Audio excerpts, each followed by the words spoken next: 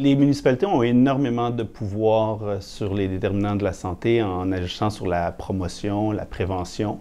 Leur premier rôle, évidemment, ça pourrait être d'influencer sur les conditions de vie de la population. Ça serait en agissant sur les logements, le transport, le milieu, l'environnement urbain dans lequel ils sont, l'accès aux parcs, les commerces de proximité. Alors, tout ça fait en sorte d'améliorer les conditions de vie de la population, peut aussi avoir un impact non négligeable sur les revenus disponibles par la population, par les citoyens. Donc, c'est vraiment quelque chose d'essentiel. Le deuxième élément, évidemment, c'est la promotion d'habitudes de vie, de saines habitudes de vie. Donc, par exemple, si on crée des pistes cyclables, bien, tout d'un coup, on favorise le transport actif. En fait, la promotion de saines habitudes de vie, ça peut aller aussi au niveau de l'alimentation. Les municipalités ont peu de rôle à jouer dans l'alimentation si on y pense rapidement.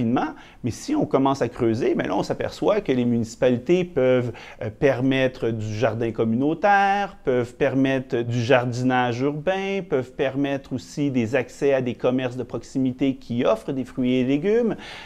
Donc, on voit que ça peut avoir un impact sur l'alimentation. Ils peuvent même aussi interdire ou réglementer la présence de fast-food dans un environnement, donc de restauration rapide. Donc, vous voyez comment ces pouvoirs-là des municipalités peuvent avoir un impact sur aussi les habitudes de vie de la population. Je dirais aussi que ce travail-là peut aller en s'agrandissant parce que les municipalités développent de nouvelles compétences de plus en plus. On les voit très actifs auprès des groupes vulnérables de la société, l'immigration, les personnes âgées. Les enfants, ils veulent créer des politiques s'adressant à ces petits groupes-là et ces politiques-là vont généralement avoir tendance à développer des belles habitudes de vie dans la population et donc améliorer la santé de la population.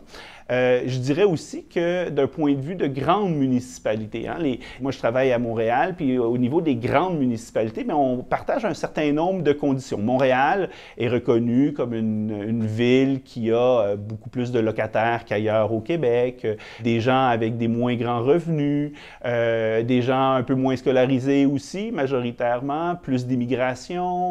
Donc, on a des caractéristiques comme ça qui sont peut-être un peu négatives, mais on a aussi des forces. Bien, on a une population aînée très active. On a aussi un grand réseau d'organismes communautaires qui interviennent et qui donnent un soutien. En fait, les grandes municipalités ont souvent des conditions assez similaires et ont des enjeux urbains assez communs. Aussi, les problèmes d'itinérance, de toxicomanie, de santé mentale, alors d'isolement. Alors, ces problèmes-là peuvent être abordés ou en tout cas au moins travaillés par les municipalités, puis la santé publique peut être un allié important pour travailler ces enjeux-là dans les municipalités. Pour résumer, le cadre bâti a une grande influence sur les caractéristiques de la population, comme les caractéristiques de la population vont avoir une influence sur le cadre bâti. Cette interaction-là, elle est vraiment fondamentale, elle doit être travaillée, elle doit être réfléchie. On a des nouveaux concepts en santé publique, comme le concept de santé durable, ou encore le concept de santé urbaine, qui sont des concepts qui sont vraiment mobilisateurs. En plus du concept de santé dans toutes les politiques publiques, ce sont des façons de penser qui vont nous amener à changer un petit peu les choses, à préciser nos partenariats, puis à sécuriser nos partenariats avec les agents ou les acteurs municipaux.